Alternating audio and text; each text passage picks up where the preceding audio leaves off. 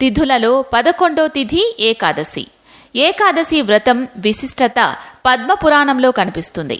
ఈ వ్రతాన్ని నియమ నిష్టలతో ఆచరించిన వారు అంత్యకాలంలో విష్ణు సాయుధ్యం పొందుతారని అనేక పురాణాల్లో ప్రస్తావితమైంది. ఏకాదశి మహత్యాన్ని శివుడు పార్వతీదేవికి ఉపదేశించినట్టుగా పద్మపురాణంలోని ఉత్తరకాండ చెబుతుంది. శ్రీకృష్ణుడు ధర్మరాజుతో ఈ ఏకాదశి గొప్పదనం గురించి చెబుతూ ప్రత్యేకించి తొలి ఏకాదశిని ఆచరిస్తే సకల పాపాలు హరించుకుపోతాయని ఉపదేశించాడు. భవిష్యోత్తర పురాణంలోనూ శయన ఏకాదశికి సంబంధించిన పురాణ గాథ ఉంది. బ్రహ్మవైవర్త పురాణంలో ఏకాదశి ఆవిర్భావ గాథ కనిపిస్తుంది. కృతయుగంలో మురాసురుడికి బ్రహ్మ ఇచ్చిన వరంతో అహంకారం పెరిగి దేవతలను నరులను హింసిస్తూ ఉంటాడు.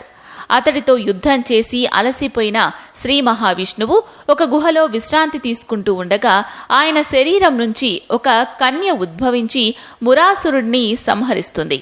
ఇందుకామెను వరం కోరుకొమ్మని శ్రీహరి కోరగా తాను విష్ణు ప్రీతిపాత్రమైన ఏకాదశి తిథిగా ఉండే శాశ్వత భాగ్యాన్ని కావాలని అడుగుతుంది. అలా ఏర్పడిందే ఏకాదశి తిథి.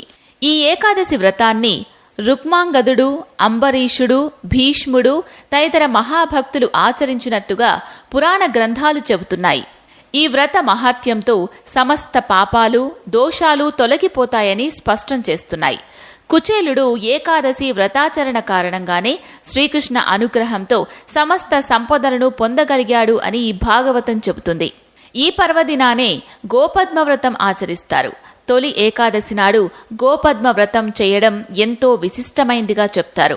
గోవును పూజిస్తే సమస్త దేవతలను పూజించినట్లేనని, సమస్త తీర్థములలో పుణ్య స్నానం చేసిన పుణ్య ఫలం లభిస్తుందని గోమాతకు ఎంతో పూజ్య స్థానమిస్తూ అథర్వణ వేదంలో, బ్రహ్మాండ పురాణంలో, మహాభారతంలో, పద్మపురాణంలో ఎన్నో గాథలు ఉన్నాయి.